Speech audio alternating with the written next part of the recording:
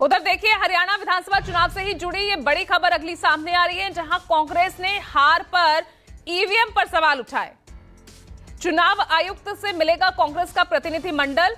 Hooda, Selja, Jairam Ramesh, Pawan Khera chief election commission से मिलेंगे और 15-20 सीटों पर ईवीएम में गड़बड़ी का ये आरोप लगा रहे हैं।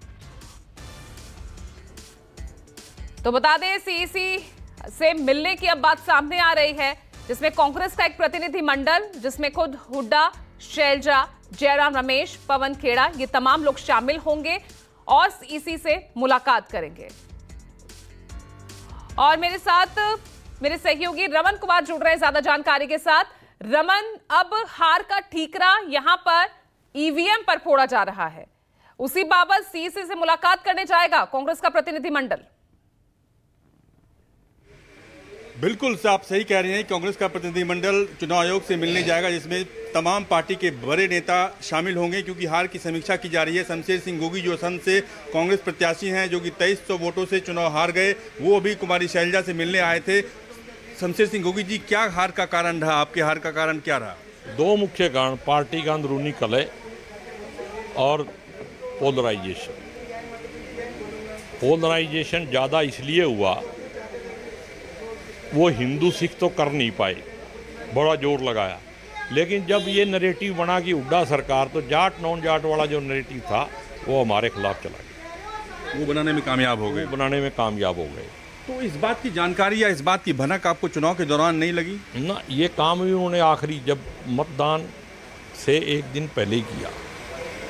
पहले किया। जिस दिन प्रचार खत्म हो गया, उसके बाद उन्होंने घर घर में, जैसे करते हैं आरएसएस का जो तरीका है, साथ में उनको राशन पहुंचाया, माल भी बहुत मोटा है, और साथ में उनको कहा भी हुड्डा साहब बन रहे हैं, सोच लो।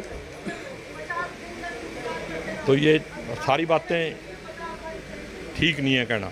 मतलब पोलराइजेशन अगर नहीं होता तो कांग्रेस पार्टी जीत जाती? कांग्रेस पार्टी जीती हुई थी। कोई पूरे स्टेट में एक भी ऐसा आदमी नहीं था पूरे प्रदेश में जिसने ये कहा हो भी संघ हार रही है। सीआईडी कर रही थी भी टॉप 10 में संघ जीत रही है, और इसके बावजूद भी ये किया उन्होंने। कुमारी शैलजा की नाराजगी का खामियाजा भी भुगतना पड़ा क्या? हाँ बिल्कुल, मेरे को भी भुगतना पड़ा। आप तो कुमारी शैलजा के समर्थक माने जाते हैं, लेकिन समाज ने कांग्रेस को ही टारगेट पे ले लिया।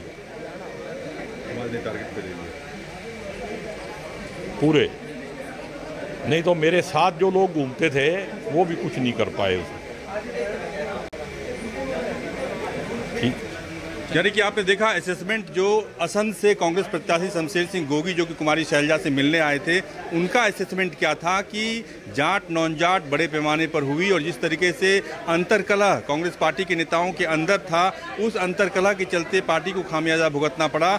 अब भले ही पार्टी ये कह रही है कि 10 से 15 सीटों पर इलेक्ट्रॉनिक वोटिंग मशीन के चलते पार्टी के कैंडिडेट को हार का सामना करना पड़ा, और अब पार्टी के बड़े नेता चुनाव आयोग का दरवाजा खटखटाने की तैयारी कर रहे हैं। कल ही जयराम रमेश ने चुनाव आयोग को चिट्ठी लिखी, और चुनाव आयोग ने उस चिट्ठी का जवाब फौरन तौर पर दिया और उनके आरोपों को खारिज कर दिया। लेकिन वो अब प्रमाण के साथ चुनाव आयोग के साथ मिलना चाहते हैं, चुनाव आयोग की टीम के साथ मिलना चाहते हैं कांग्रेस के बड़े नेता, और ये बताना चाहते हैं कि इस तरीके से गड़बड़ी हुई है। लेकिन जो वोटों में गड़बड़ी हुई है, पार्टी के इंटरनल कॉन्फ्लिक्ट के चलते जो गड़बड़ी हुई है, वो अभी शमशेर सिंह गोगी ने, जो कि असम से कांग्रेस के प्रत्याशी हैं, सिर्फ 2300 वोटों से चुनाव हार गए, उन्होंने विस्तार से आपको बताया।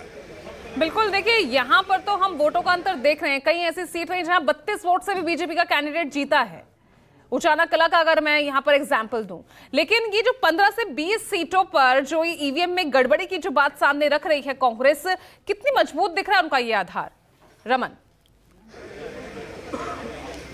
देखिए, कांग्रेस पार्टी का कहना है कि इन जगहों पर जो महेंद्रगढ़ का इलाका है, जो पानीपत का इलाका है और हिसार का इलाका है, इन 3 जिलों में जो गड़बड़ियां सामने आई हैं, उन गड़बड़ियों को देखते हुए उनका कहना है कि इन इलेक्ट्रॉनिक वोटिंग मशीन जो है वो 99% चार्ज थी। उनका ये कहना है कि जब इलेक्ट्रॉनिक वोटिंग मशीन पूरे दिन तक 8 बजे से लेकर 5 बजे तक या 6 बजे तक जो है अगर इलेक्ट्रॉनिक वोटिंग मशीन का उपयोग किया गया, उसके बाद 99% चार्ज कैसे थी, और जहां पे 99% चार्ज थी उस सीट को कांग्रेस पार्टी हार गई, और जहां पर 65-70% चार्ज थी वो सीट कांग्रेस पार्टी जीत गई।